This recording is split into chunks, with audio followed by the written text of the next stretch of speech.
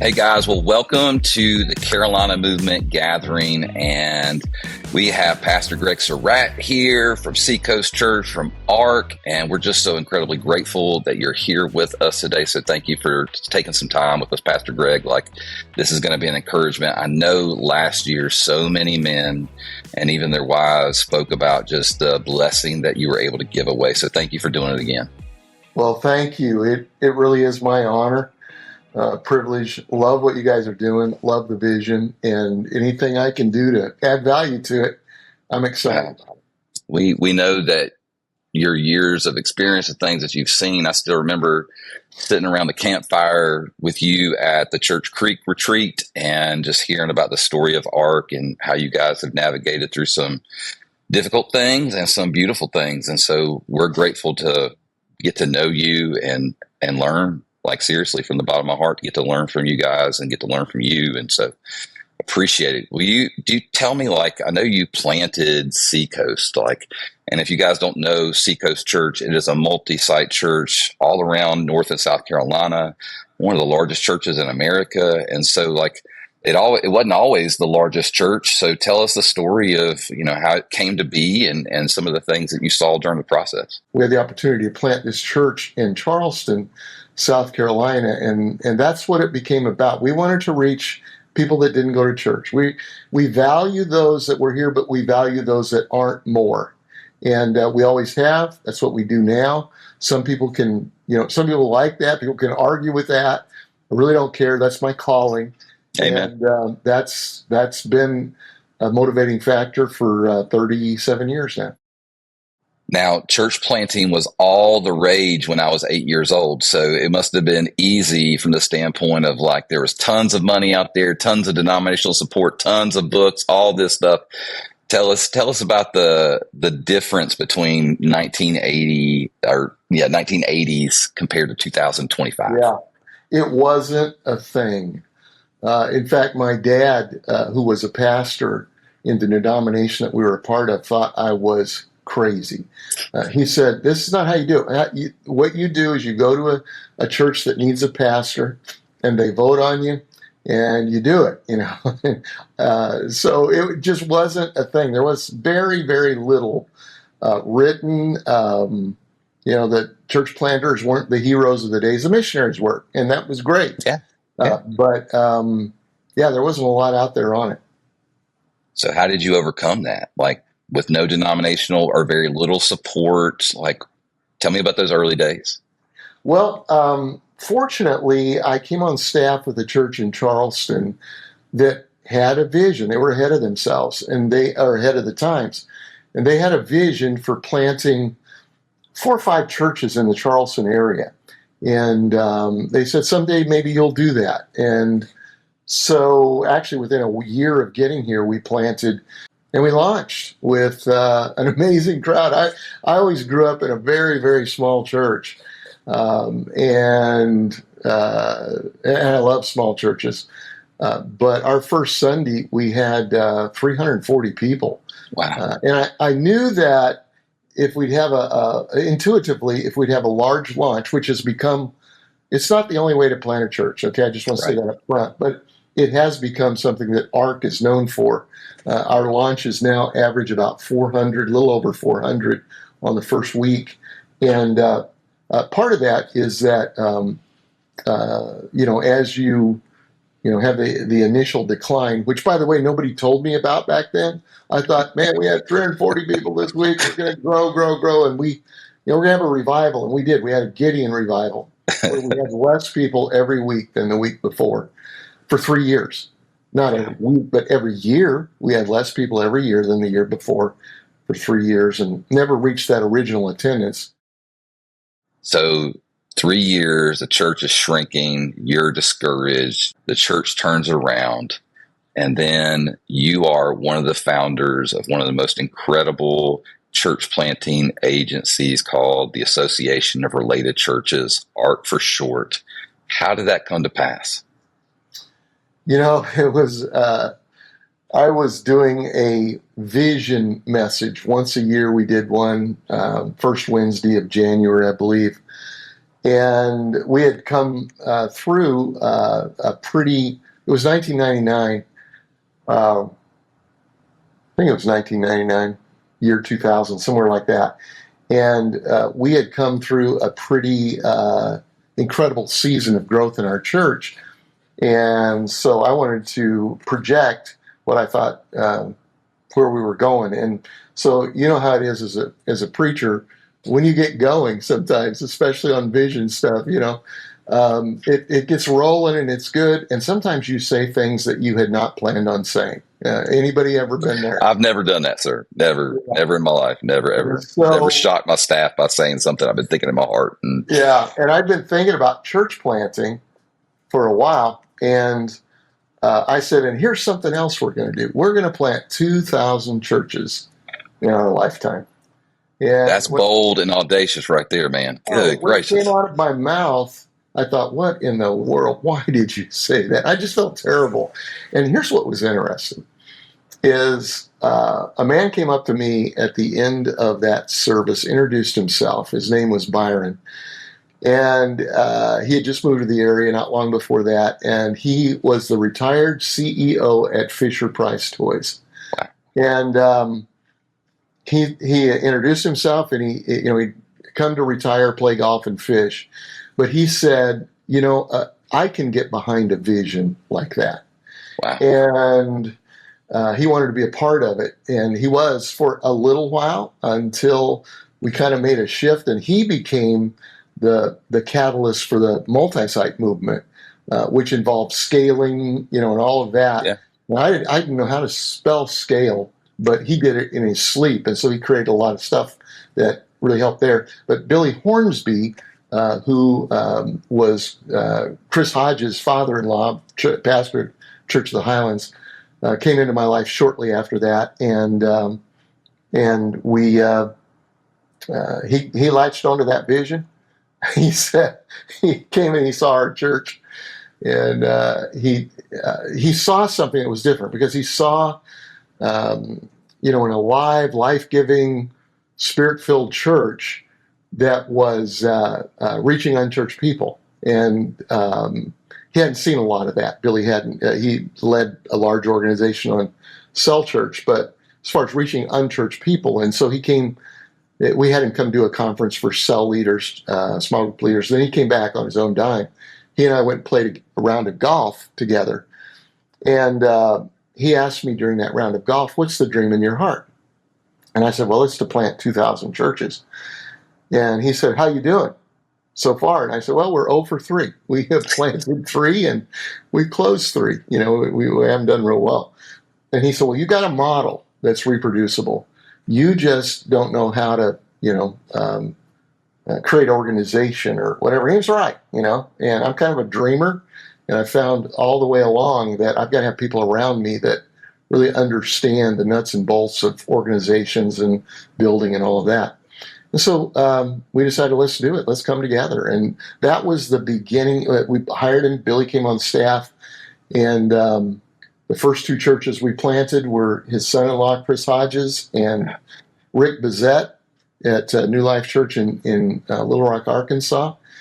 We funded them out of our budget at Seacoast and then created a fund, and we were off and running. But that's a short story of how it happened. Well, it's pretty inspiring to think that this vision that gets blurted out in a vision meeting, that these people come around you that are just instrumental, and then that one of the largest churches in America, Pastor Chris Hodges at Highlands, that comes out of that, which is incredible. So how did that go from that to ARC? Well, we pulled together about 6, Billy Hornsby, Scott Hornsby, myself, Chris Hodges, Rick Bezet, and Dino Rizzo, who I didn't know, but he was one of their friends from Louisiana. Everybody else was Louisiana. They called them Louisiana Mafia. And then there was me. And we said, what if we banded together and took this vision of 2,000 churches? And, what if we just decided, let's try, let's do this. And so we made Billy the president. They asked me, you want to be do you want to be the chairman of the board? Do you want to be the president? What do you want to do? And I said, I'm good at thinking up stuff. I'm not a chairman of the board. Chris Hodges is so natural at that.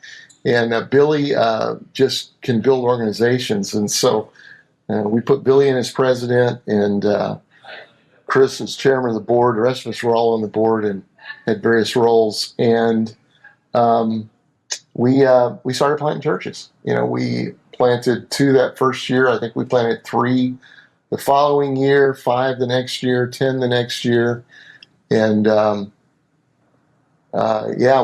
we're at close to 1,200, I think, right now. We're not at 2,000, but you're more than half, sir.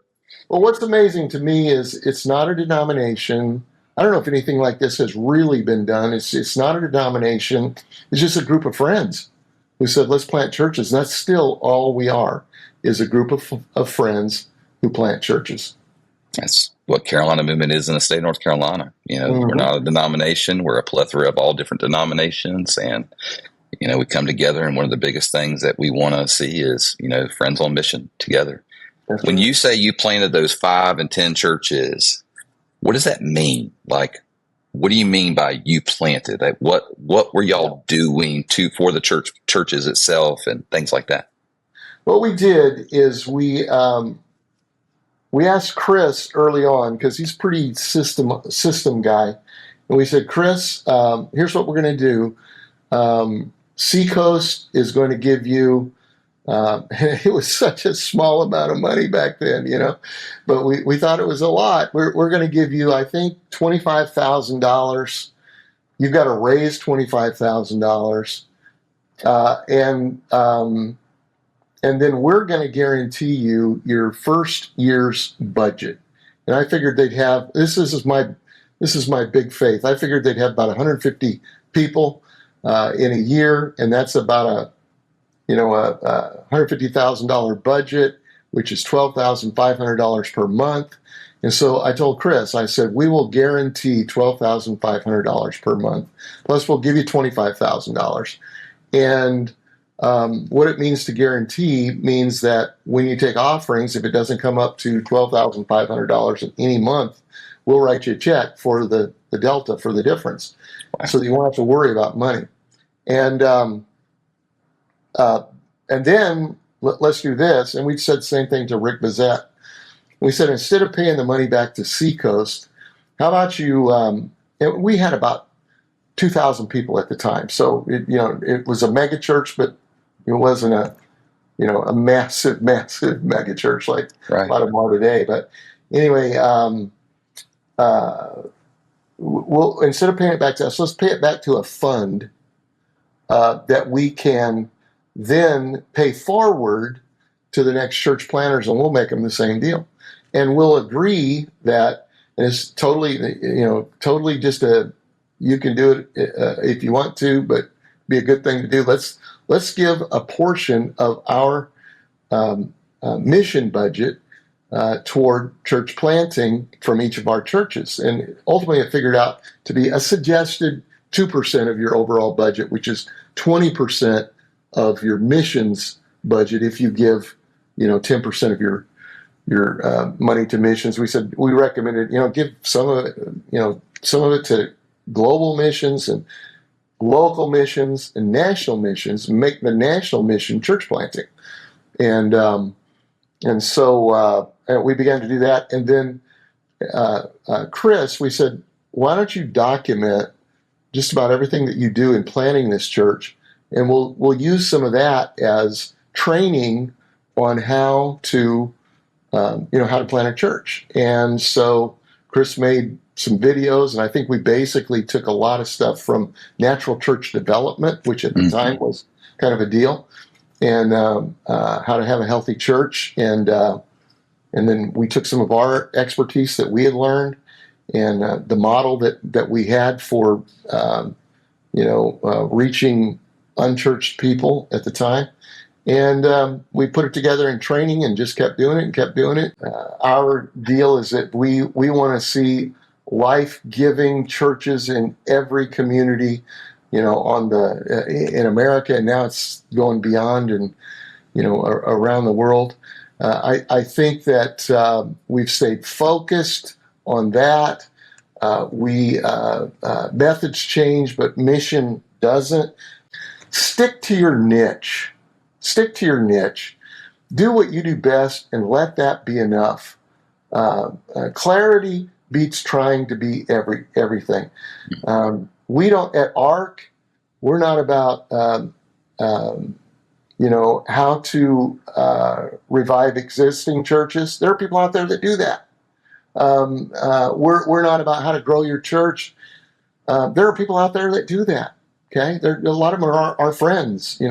Speaking of Chris, he's got the Grow Conference and various others of art guys. They've got conferences where they teach that. Dino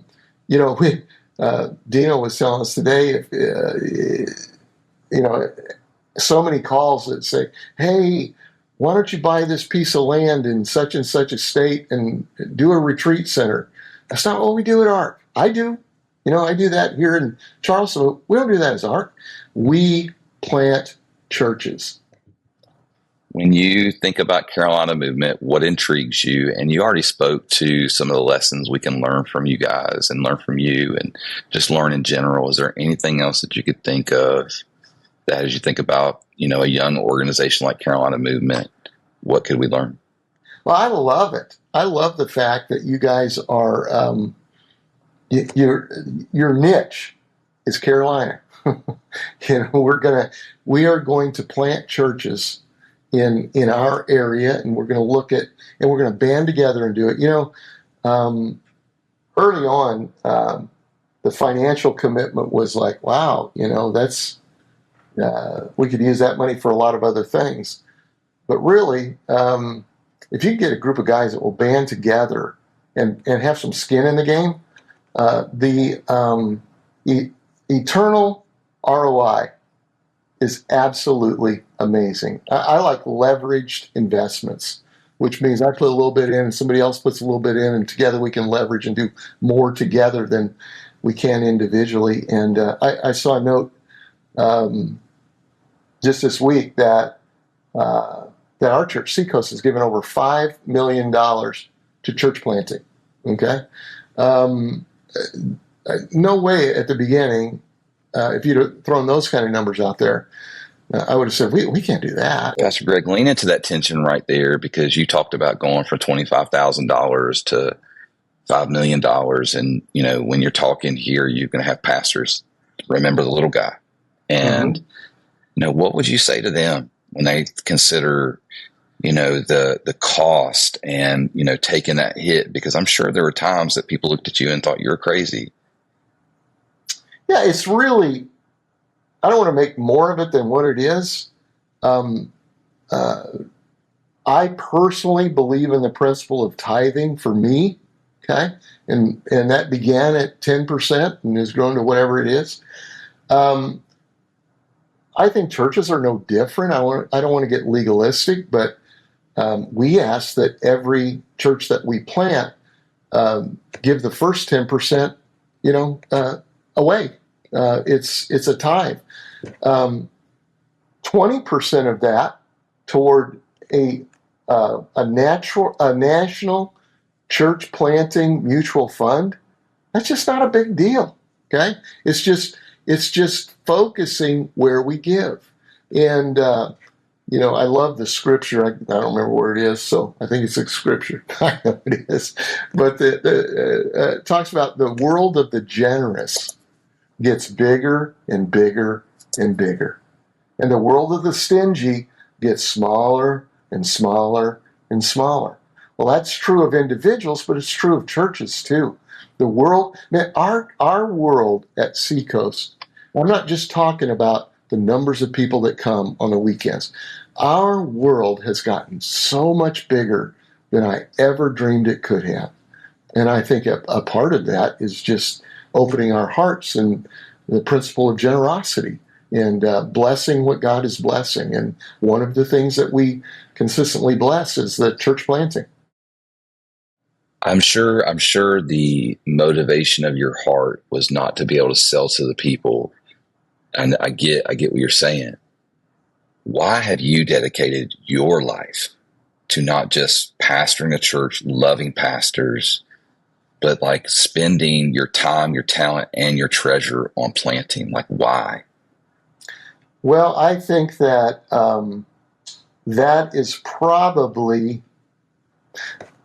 let me say it this way. There are studies that tell us that new church plants are 2/3 more successful than existing churches in reaching people who are far from God. Okay? A lot of reasons for that. We don't have to go through it. It's out there. You can look it up. 2/3 more effective. So why wouldn't I do that? You know, what do I want to do with my time? I'm only here. I'm 69 years old. My time's a little bit limited right now. I want to reach as many people as I can with the good news of the gospel of Jesus Christ during my time on earth. And there's no better investment than investing in church planting and investing in leaders who lead churches and who lead church planting. And so to me, it doesn't make any sense not to.